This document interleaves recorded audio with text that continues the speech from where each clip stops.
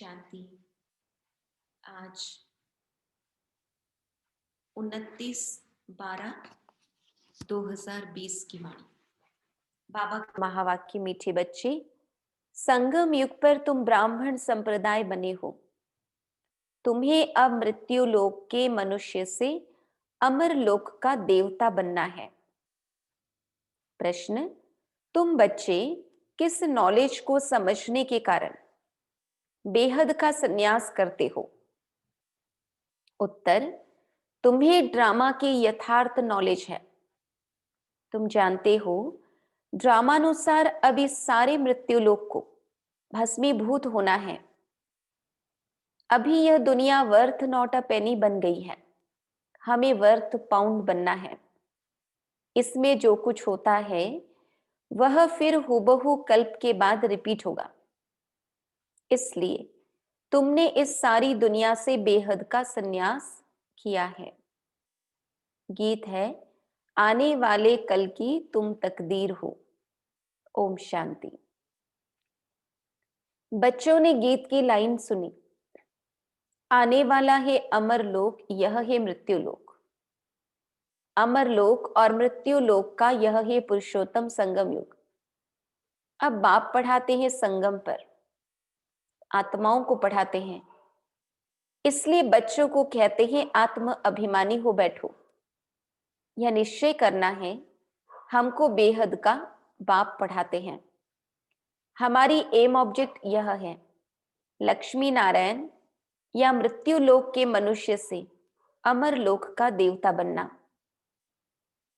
ऐसी पढ़ाई तो कभी कानों से नहीं सुनी, न किसको कहते हुए देखा।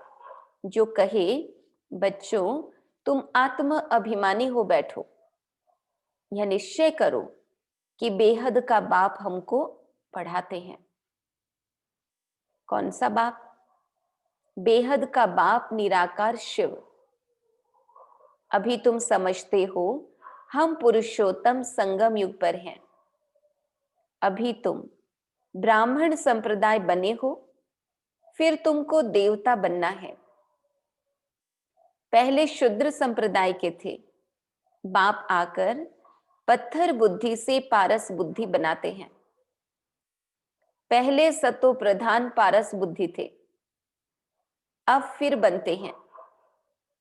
ऐसे नहीं कहना चाहिए कि सत्युग के मालिक थे। सत्युग में विश्व के मालिक थे, फिर 84 जन्म ले, अब फिर बनते हैं। सत्युग में विश्व के मालिक थे, फिर 84 जन्म ले, सीढ़ी उतरते उतरते सतो प्रधान से सतो रजो तमो में आए हैं। पहले सतो प्रधान थे तो पारस बुद्धि थे, फिर आत्मा में खाद पड़ती है। मनुष्य समझते नहीं। बाप कहते हैं तुम कुछ नहीं जानते थे, ब्लाइंड फेथ था। सिवाय जानने के किसकी पूजा करना व याद करना, उसको ब्लाइंड फेथ कहा जाता है। और अपने श्रेष्ठ धर्म श्रेष्ठ कर्म को भी भूल जाने से वह कर्म भ्रष्ट धर्म भ्रष्ट बन पड़ते हैं। भारतवासी इस समय दैवी धर्म से भी भ्रष्ट हैं। बाप समझाते हैं, वास्तव में तुम हो प्रवृत्ति मार्ग वाले। वही देवताएं जब अपवित्र बनते हैं तब देवी देवता कह नहीं सकते। इसलिए नाम बदल हिंदू धर्म रख दिया है। यह भी होता है ड्रामा प्लान अनुसार। सभी एक बाप को ही पुकारते हैं, हे पतित पावन आओ। वह एक ही गॉडफादर है जो जन्म मरण रहित है। ऐसे नहीं कि नाम रूप से न्यारी कोई चीज है। आत्मा का व परमात्मा का रूप बहुत सूक्ष्म है, जिसको स्टार व बिंदु कहते हैं। शिव की पूजा करते हैं, शरीर तो है नहीं। आत्मा का व परमात्मा का रूप बहुत सूक्ष्म है, जिसको स्टार व बिंदु कहते हैं। शिव की पूजा करते हैं, शरीर तो है नहीं। अब आत्मा बिंदी की पूजा हो न सके, इसलिए उनको बड़ा बनाते हैं पूजा के लिए। समझते हैं शिव की पूजा करते हैं, परंतु उनका रूप क्या है वह नहीं जानते। यह सब बातें बाप इस समय ही आकर समझाते हैं। बाप कहते हैं तुम अपने जन्मों को नहीं जानते हो। 84 लाख योनियों का तो एक गपोड़ा लगा दिया है। अब बाप तुम बच्चों को बैठ समझाते हैं। अभी तुम ब्राह्मण बने हो, फिर देवता बनना है। कलयुगी मनुष्य है शूद्र। तुम ब्राह्मणों की एम ऑब्जेक्ट है मनुष्य से देवता बनने की। यह मृत्यु लोक पतित दुनिया है। नई दुनिया वह थी जहां यह देवी देवताएं राज्य करते थे। एक ही इनका राज्य था। यह सारे विश्व के मालिक थे। अभी तो तमो प्रधान दुनिया है। अनेक धर्म है। यह देवी देवता धर्म प्राय लोप हो गया है। देवी देवताओं का राज्य कब था, कितना समय चला, यह वर्ल्ड की हिस्ट्री ज्योग्राफी कोई नहीं जानते। बाप ही आकर तुमको समझाते हैं। यह है गॉड फादरली वर्ल्ड यूनिवर्सिटी, जिसकी एम ऑब्जेक्ट है अमर लोक का देवता बनना। इनको अमर कथा भी कहा जाता है। तुम इस नॉलेज से देवता बन काल पर जीत पाते हो। वहां कभी काल खा नहीं सकता। मरने का वहां नाम नहीं। अभी तुम काल पर जीत पहन रहे हो ड्रामा के प्लान अनुसार। भारतवासी भी 5 वर्ष या 10 वर्ष का प्लान बनाते हैं ना। समझते हैं हम राम राज्य स्थापन कर रहे हैं। बेहद के बाप का भी प्लान है राम राज्य बनाने का। वह तो सब है मनुष्य। मनुष्य तो राम राज्य स्थापन कर न सके। राम राज्य कहा ही जाता है सतयुग को। इन बातों को कोई जानते नहीं है। मनुष्य कितनी भक्ति करते हैं, जिस्मानी यात्राएं करते हैं। दिन अर्थात सतयुग त्रेता में इन देवताओं का राज्य था। फिर रात में भक्ति मार्ग शुरू होता है। सतयुग में भक्ति नहीं होती है। ज्ञान, भक्ति, वैराग्य, यह बाप समझाते हैं। वैराग्य 2 प्रकार का है। एक है हठयोगी निवृत्ति मार्ग वालों का। वह घर बार छोड़ जंगल में जाते हैं। अब तुमको तो बेहद का संन्यास करना है। बाबा कहते सारे मृत्यु लोक का बुद्धि से। बाप कहते हैं यह सारी दुनिया भस्मीभूत होने वाली है। ड्रामा को बहुत अच्छी रीति समझना है। जो मिसल टिक टिक होती रहती है, जो कुछ होता है फिर कल्प 5000 वर्ष बाद हूबहू रिपीट होगा। इसको बहुत अच्छी रीति समझकर बेहद का संन्यास करना है। समझो कोई विलायत जाते हैं, कहेंगे वहां हम यह नॉलेज पढ़ सकते हैं। बाप कहते हाँ, कहां भी बैठ तुम पढ़ सकते हो। इसमें पहले 7 रोज का कोर्स लेना पड़ता है। बहुत सहज है। आत्मा को सिर्फ यह समझना होता है हम सतो प्रधान विश्व के मालिक थे, तब सतो प्रधान थे, अब तमो प्रधान बन गए हैं। 84 जन्मों में बिल्कुल ही वर्थ नॉट अ पेनी बन पड़े हैं। अब फिर हम वर्थ पाउंड कैसे बने? अब कलयुग है, फिर जरूर सतयुग होना है। बाप कितना सिंपल समझाते हैं। 7 दिन का कोर्स समझना है। कैसे हम सतो प्रधान से तमो प्रधान बने हैं। काम चिता पर बैठ तमो प्रधान बने हैं। अब फिर ज्ञान चिता पर बैठ सतो प्रधान बनना है।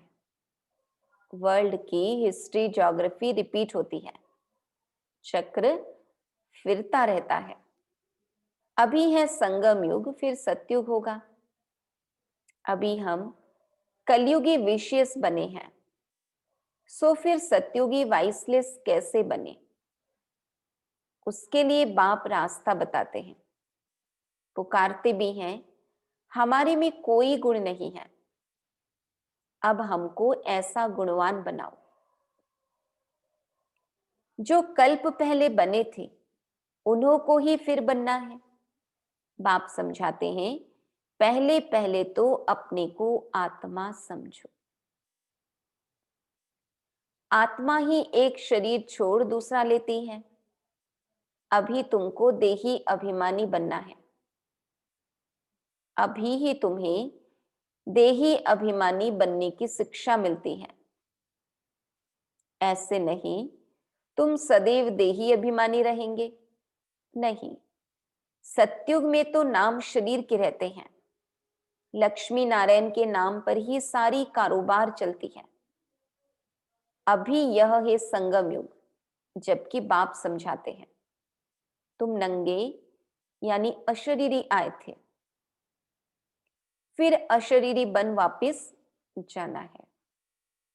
अपने को आत्मा समझ बाप को याद करो, यह है रूहानी यात्रा। आत्मा अपने रूहानी बाप को याद करती है। बाप को याद करने से ही पाप भस्म हो जाएंगे। इनको योग अग्नि कहा जाता है। याद तो तुम कहां भी कर सकते हो, 7 रोज में समझाना होता है यह सृष्टि चक्र कैसे फिरता है, कैसे हम सीढ़ी उतरते हैं। अब फिर इस एक ही जन्म में चढ़ती कला होती है। विलायत में बच्चे रहते हैं, वहां भी मुरली जाती है। यह स्कूल है ना। वास्तव में यह है गॉडफादरली यूनिवर्सिटी।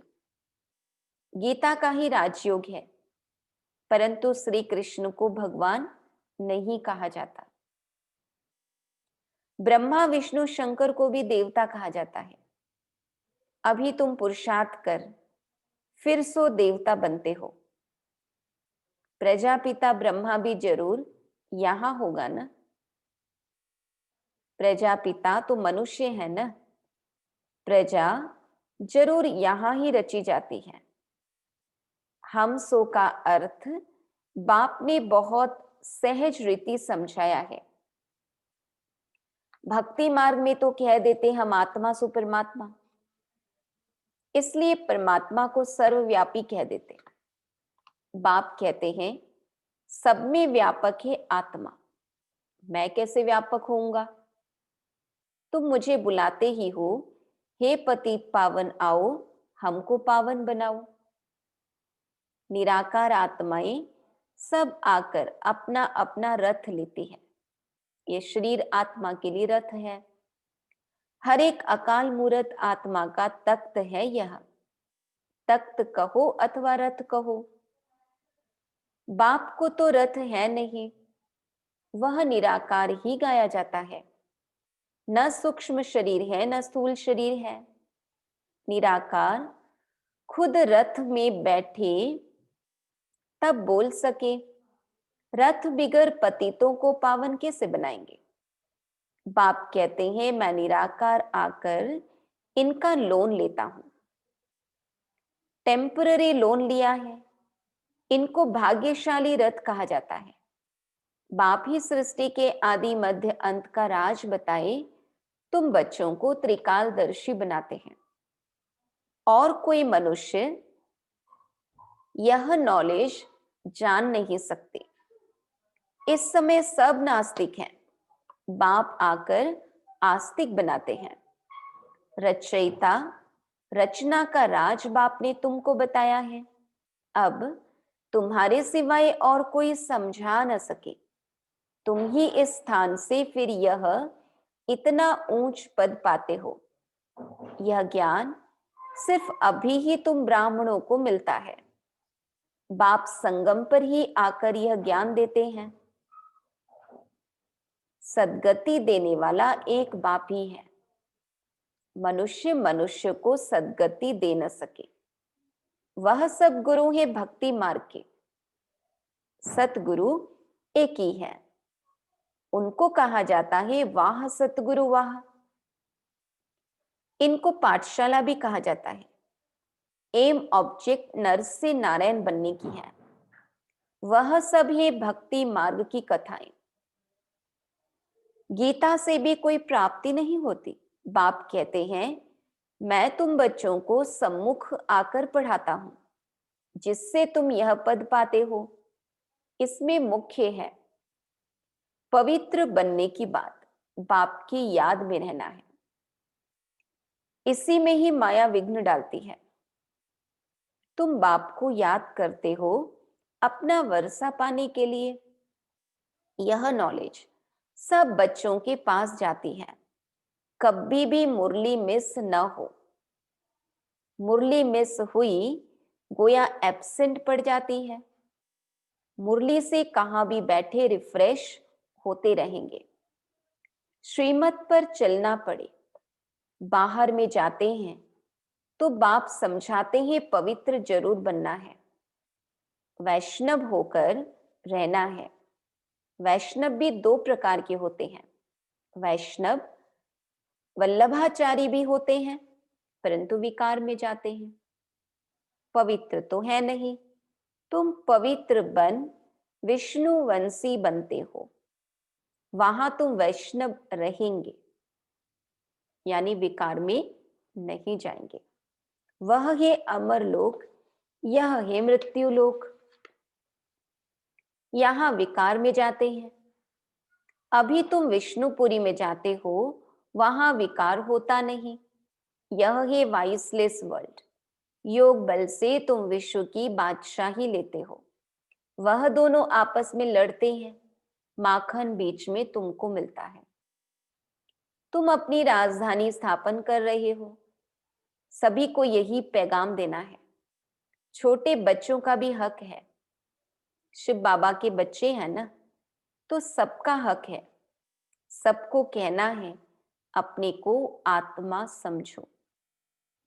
माँ बाप में ज्ञान होगा तो बच्चों को भी सिखाएंगे शिव बाबा को याद करो। सिवाय शिव बाबा के दूसरा न कोई। एक की याद से ही तमो प्रधान से सतो प्रधान बन जाएंगे। इसमें पढ़ाई बहुत अच्छी चाहिए। विलायत में रहते भी तुम पढ़ सकते हो। इसमें किताब आदि कुछ भी नहीं चाहिए। कहां भी बैठे तुम पढ़ सकते हो, बुद्धि से याद कर सकते हो। यह पढ़ाई इतनी सहज है।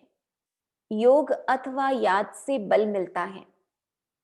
तुम अभी विश्व का मालिक बन रहे हो। बाप राजयोग सिखाकर पावन बनाते हैं। वह है हठयोग, यह है राजयोग। इसमें परहेज बहुत अच्छी रीति चाहिए। इन लक्ष्मी नारायण जैसा सर्वगुण संपन्न बनना है ना, खान पान की भी परहेज चाहिए। और दूसरी बात, बाप को याद करना है तो जन्म जन्मांतर के पाप कट जाएंगे।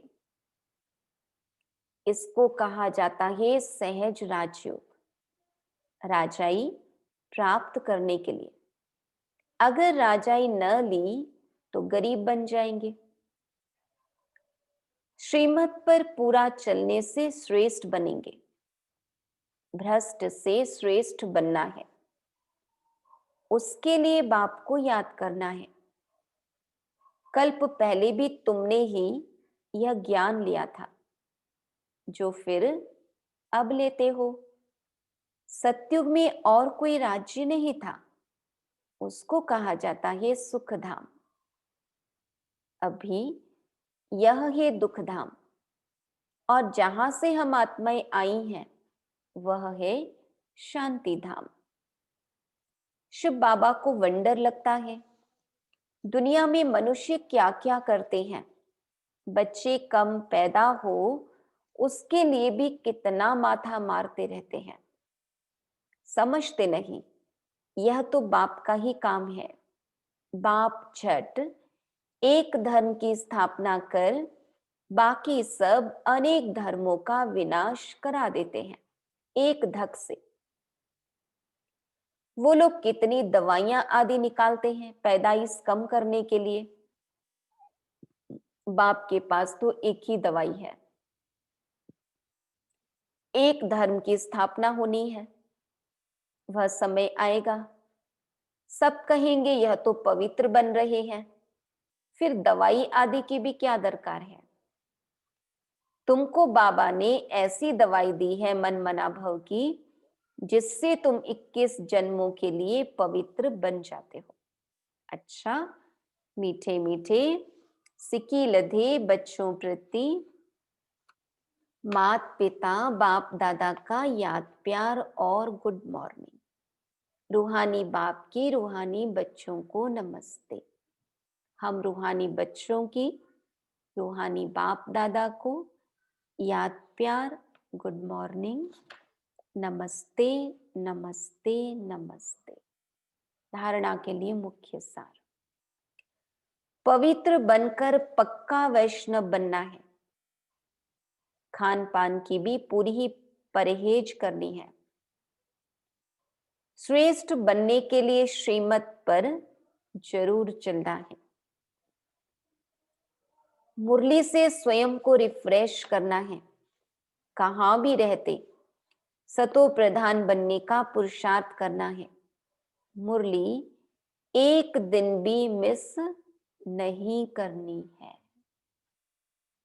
वरदान, जुदाई को सदा काल के लिए विदाई देने वाले स्नेही स्वरूप भव। जो स्नेही को पसंद है वही स्नेह करने वाले को पसंद हो, यही स्नेह का स्वरूप है। चलना खाना पीना रहना स्नेही के दिल पसंद हो, इसलिए जो भी संकल्प व कर्म करो तो पहले सोचो कि यह स्नेही बाप के दिल पसंद है। ऐसे सच्चे स्नेही बनो तो निरंतर योगी सहज योगी बन जाएंगे। यदि स्नेही स्वरूप को समान स्वरूप में परिवर्तन कर दो तो अमर भव का वरदान मिल जाएगा और जुदाई को सदा काल के लिए विदाई मिल जाएगी। जुदाई को सदा काल के लिए विदाई देने वाले स्नेही स्वरूप भव। स्लोगन, स्वभाव इजी और पुरुषार्थ अटेंशन वाला बनाओ।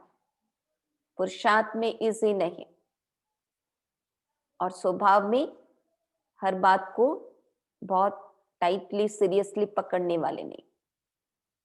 बाबा कहते स्वभाव इजी और पुरुषार्थ अटेंशन वाला बनाओ।